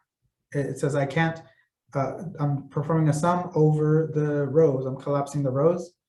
And it's an error. It says there's none. I can't do that. So nan, that's not a number, right? And in Python, that's like a floating point value. It's an actual thing, right? So you can perform aggregations with NP nans. So here I created array 2. It's the same thing. It's 1, 2, 3, 4, blank 6, but the blank now is numpy nan. And when I look at the D type, it's a float 64. Even though these were all integers, since nan is a float, it's sort of like typecasted to float 64. But because it's actually a number, you can do the numeric sum. So here I'm summing this array, I'm collapsing the rows, so I should get 3 numbers. The first one is 5. The average of the sum of 1 and 4 is 5. The sum of 2 and nan is nan, and the sum of 3 and 6 is 9. Notice I put the point there because these are all floating point numbers, not integers. So pandas can handle none and nan interchangeably. And so let's see how it works here. So here I have a series of integers. I call it I series, 0, 1, 2. Here I have a series of characters. I call it A series, A, B, C. And we can, let's plot them out. If I plot them out, here we go. It says the D type of the first one is int 64 and the D type of this one's object. Great. So I'm going to now take that integer series and that first element, I'm going to make it into a 1. So this one, I'm going to turn into a 1. And in the character, that first element, I'm going to make this a none. So this B is not going to be a none, right? Well, look what it did. Since this it recognized was a numeric, these were numeric values, it transformed that none into an NP nan automatically and changed the D type to a float. So this is great. It didn't break. In other words, the way native NumPy broke earlier. And for here, I mean, none is an object, A is an object, so this is still an object. So that's great. So what I'm going to do now is that second element, I'm going to put nans in them, right? So that's going to be nan here and a nan here. And if we look at the result, well, it was already a nan, so that's fine. And I put the nan here because the number and an object is all the same thing. So this is how it will behave for you. Okay, so often these missing values, they don't come in these nice and clean none or nan values, right? If we recall the ARF file, ARF formatting uses a question mark to indicate missing values. So we have to supply this. You can do this with pandas, right? When you're reading a CSV file, you could specify what the nan value is, like this. But since we're not reading a CSV file, in fact, we already have the data, we're gonna have to do it ourselves, right? And so you could just use the replace function in pandas. So in here, I'm replacing all the question marks with none objects. And now show the summary stats for each feature. So, okay, there's more Pythonic ways to do this, but for teaching, I think it's great. We're going to march along all the features, and I'm going to display the feature, I'm going to describe it, and I'm going to spit out the value counts. You'll see what that means in a second. So here's the first feature, A1 score. This is the describe. This is the output of describe. It gives you how many points there were, how many unique variables there are, what the most often value was, 1, and frequency. Notice this is exactly what Weka was showing you in that table, right? It's this sort of summary statistics. We could look at the scores. There was 185 ones and 107 zeros. That's why the top one is 1. You could do the same thing for A2, A3, A4. You look at them all, and I'll leave that to you to look at them all. Maybe I should look at one that has missing values. Oh well, we'll get to it. So that's oh, it shouldn't have yeah, no, it would have missing values now. And you can tell by the count. When the count is 100, not 192, it means there's missing values. See, this one has only 249 numbers in it. Some of them are missing. Okay, so how do we count the missing values? Well, in pandas, there's the is null and not null, but we're going to use the is null, the functions. And it's pretty simple to use. So here's your data frame. Is null will return a Boolean whether or not the value is null, and you can just add them all up. And so here, for everyone, I can see that there are 4 missing values in age, 43 in ethnicity, and 43 in relation. They're probably the same 43. So how do I deal with these missing values? Well, the brutal approach is to simply remove them. Okay, you could use, I think we saw this before in Simon's lecture, the drop NA, right? And you can use it to remove values. And you can either specify by rows or by columns. So in other words, if a patient has any value missing, get rid of that patient. Or if a column has any missing data, get rid of that whole feature, right? And so that's what I'm doing here. Drop NA by rows, and in place means that don't do it on DF, just give me the output. And shape is just this gives you like how many rows and columns are in the data. So let's have a look at what these do. Oops, yeah, one more. Okay, so the shape of the data frame by itself was 292 patients, 21 features. And if we drop, if we drop the rows, we drop the patients that had any missing values, you now have 248 patients, but you still have all your features. And if I did it by columns, well, then I'll have my 292 patients, but I've dropped those features that have any missing data in them. So this is one way to do it. It's kind of brutal because it's really easy to get rid of most of your data, especially when a column or a patient has all of their data except for one value. So an okay approach is to fill in that missing value, like with something, right? This is sometimes called imputation. So with fill NA, it has 2 arguments. Well, it has more arguments, but these are the ones that matter for us. Value, this is the value you use to replace NAs, or a method, right? Forward fill and backwards fill. Basically means when you forward fill means that when you come across a number, if it's missing, then use the forward means use the one that's next. Yeah, use the one that's next. So if you're going down the column, yeah, if you encounter an NA, you just skip to the next element in that column and use that to fill it in. Exactly. How does F fill and B fill treat the first and last? It doesn't, because if you're doing forward fill and you reach the last one, there's no next one, so it'll leave it as an NA. And backfill, the same thing. If it's the first one and it doesn't have a previous value, it can't fill it in, so it leaves them missing. So that's a great point. Forward fill, fill NA, it does not guarantee that it's going to replace every single value. So here I'm doing, oh, and you can fill in by, so what am I doing here? I'm replacing the missing values with the stuff in the, oh, it's the previous row. Forward fill is a previous row. And then in this one, I'm replacing with a value. If it's missing, just put 0. Sometimes this is good if your missing values are because it's below the detectable limit of the machine. And so you should maybe use a 0 or use some really small number.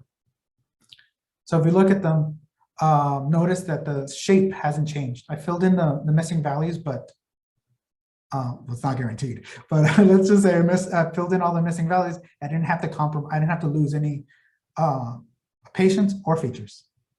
This is kind of bad. It's okay. It's all right. It has its place.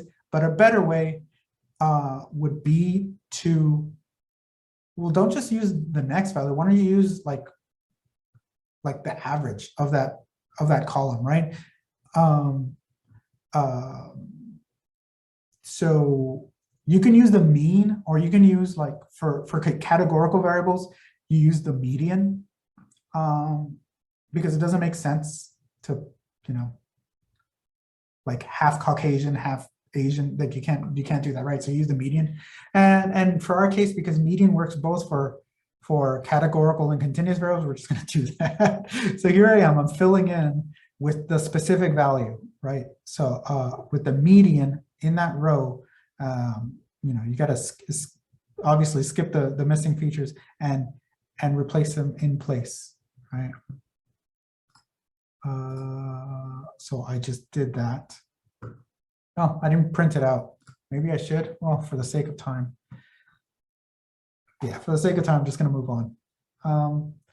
Okay, an even better way is something we call, like, wouldn't it be better if you can, when you encounter a missing value in a patient, wouldn't it be better if you could identify like the patients that are most similar to it, right? Like we could say like, hey, what if I, instead of looking at all the patients, let's say this patient was female. Well, maybe I should put in the average value amongst females. Or what if it was a female that was young, like adolescent versus a female that was an adult? Well, then maybe I should pick, I should fill this in with the average of the other adolescent females, right? Oh, you could pick many features, or you could do it even like automatically and just saying amongst the entire feature space, pick, let's say, the 5 closest nearest neighbors to that one patient, and then use the average of their values to fill in this missing value, right? One way to do this is with something called like KNN imputation. We're not going to talk about it today, but there's even better ways to deal with missing values. Okay. Any questions so far? Of course, we're actually 3 minutes past time, but I'm almost done. So let's just plow through this. All right. So finally, removing uninformative variables. Well, imagine this. Imagine all the observations for every patient for one particular feature all have the same value. Then you obviously can't use that feature to help you discriminate amongst the observations, right? Like if everyone is American, then I can't really use that feature to say anything about, well, any of this population, right? I mean, they all have the same value. I need some variation in my features. So obviously those that have only one value, they should definitely be removed. And in later modules, I'm going to elaborate on this idea of informative variables when we discuss feature selection. There's even more sophisticated ways to select features. But here, I'm only going to look at, here I'm going to march through all the features by name, and I'm going to display the number of unique values in that column, right? And if you do, all the yes, no questions have 2 values. They should be, because it's either yes, no. There's 8 ages, there's 2 genders, there's 10 ethnicities. Jaundice was a yes, no. Autism is a yes, no. There's like 52 countries represented. Have they used the app before? Yes or no? But look at this. Result, oh no, result has 11. Age description. There's only 1 unique value. What does that mean? Like, is it even in here? Yeah, here, age description. They all say 4 to 11 years, 4 to 11 years, 4 to 11 years. This is completely uninformative. So we get rid of it. So we get rid of it. Oh yes, right here, looks like age description is only 1 value. Let's remove it. Okay, so how do we remove it? So I'm going to march through the columns. So I use the columns function in data frames. Simon, would it make sense to remove country of residence as well, since 52 unique values means they were probably only very few cases per? Yeah, that's true. That is true. It's probably also not going to be informative, but without getting into like defining informative, and we'll do it later, I promise. Right now, I know for sure if it only has 1 value, it's absolutely uninformative. So let's just leave it like that. But yeah, you probably should get rid of that feature too. Okay, so the way to do this is we use columns, right? So df.columns will give me all the column names, and for every column in those, I'm going to access them, right? So df by the column name. If the number of unique elements is 1, then we're going to drop the column, right? I'm printing it here just because probably for my own self-diagnostics, but use the drop function. You drop the column name. The axis obviously is the column, and I'm going to do it in place so that I don't have to say df equals df drop. And then when I'm done, I guess I'm displaying all the column names. So we should have age desk missing. And indeed, oh, yeah. It prints out the column if this was true. And the only one that it was true was age desk. And here are the final columns. You'll see that it's missing. Sorry about that.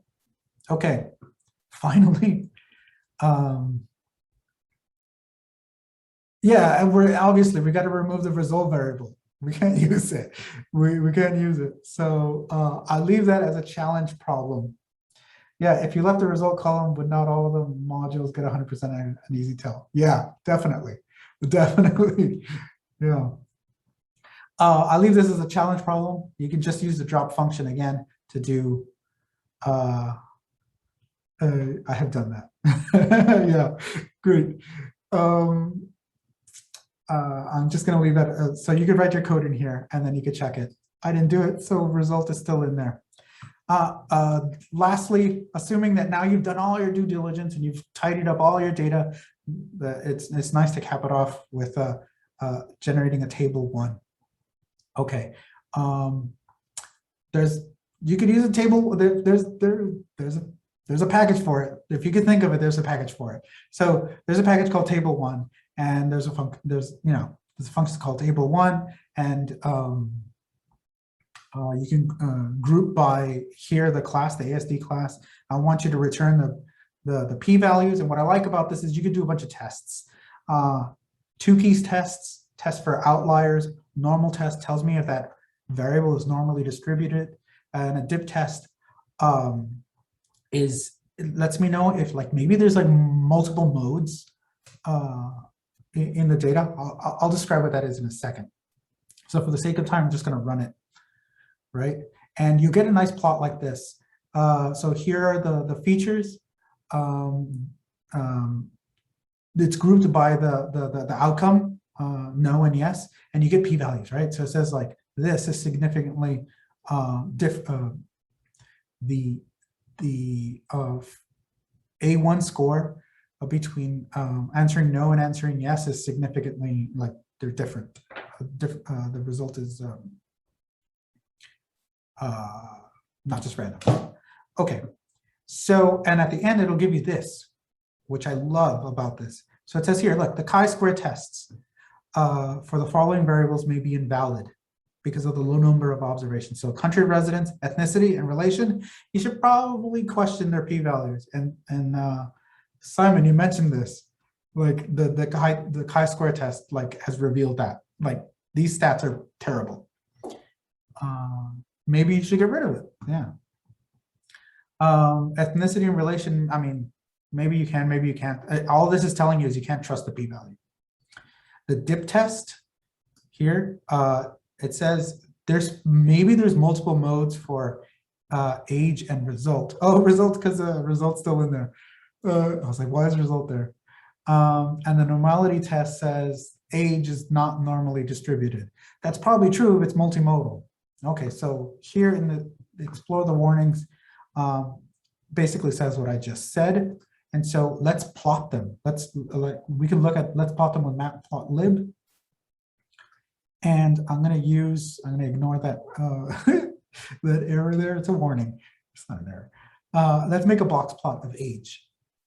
Okay. And yeah, it's true. Look, here's the mean. This is the quartile range. And look, there's it's from here and here it's there's a tail. You could clearly see that the tail is definitely not normally distributed. If I look at the distribution of age, yeah, it's totally multimodal. We saw this before with Weka. Most patients are 4, most patients are 11. If I saw this, I would say maybe this should be a categorical variable. Maybe I should bin this as to young and old. And in fact, I challenge you to do that. Bin the categories as, I say child and adolescent, why not? With a cutoff at 8. And then regenerate your table 1. Maybe a lot of these errors go away. And for those of you that feel really ambitious, why don't you try training that model again with now this age variable like changed. All right, guys. And with that, I'm done. Only 11 minutes over. I'm sorry, guys. Any questions? Any questions, guys?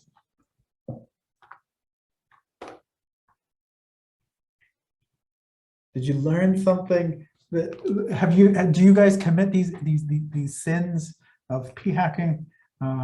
Anybody have any anecdotes of a PI insisting that you redo an analysis over and over and over? And you question to yourself, what am I p hacking? Just me. All right.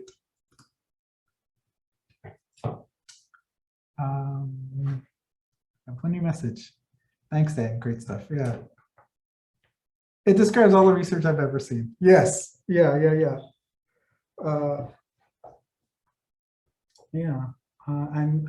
mean, in wet lab work, it's just, I guess technical error. Yeah. Well, I'm glad you guys are enjoying it. This is EDA, this data cleaning and all this stuff. It's a pity that we only do one module in it. Most of your work is going to be here, right? So maybe in the future we could do a whole course on this, but next week we'll jump into proper machine learning. All right. Thank you, Danny. And don't forget on Data Camp, the homework is to do the Introduction to Supervised Learning with Scikit-Learn course. So if you haven't done that, make sure you go and you finish that up. I think it's due next time. I have to double check, but I'm pretty sure it's due next time. That'll help you prepare for what Dan's going to be talking about next week. Yeah. All right, guys.